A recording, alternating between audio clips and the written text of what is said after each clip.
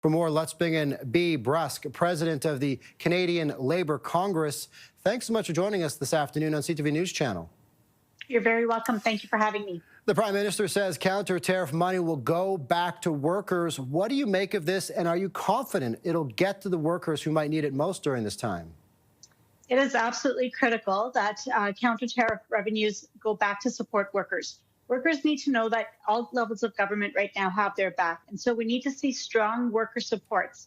Workers, as you've already noted, are very worried about what the future holds of their job and within their communities. And we're not just talking auto workers. We also had steel and aluminum tariffs already imposed on Canada. And that's also affected workers who have now been placed on permanent layoff. So we've now seen the effects immediately on auto workers. You mentioned, of course, steel and aluminum industry as well.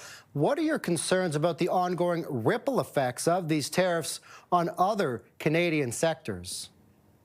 Well, the reality is that we know 123,000 steel and aluminum workers are at stake. We know 125,000 auto manufacturing jobs are at stake. And that means that the ripple effect of supply chain jobs and local businesses that support those particular communities and those industries is another 462,000 jobs for Canadians that are at stake.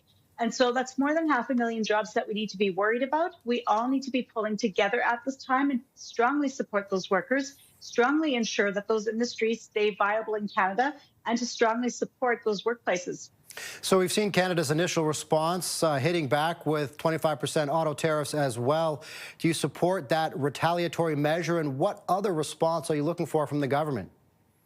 100%. We support a strong fight back strategy. We need to be able to be very strong in our response and make it real so that it's felt on both sides of the border. But what workers really want to know right now is that government has their back. And so we're looking for enhanced employment insurance. We're looking for enhancements for training opportunities so workers can move to other opportunities potentially if that's needed. We're looking for support for borrowers who may be in a distressed situation in terms of making their mortgage requirements met.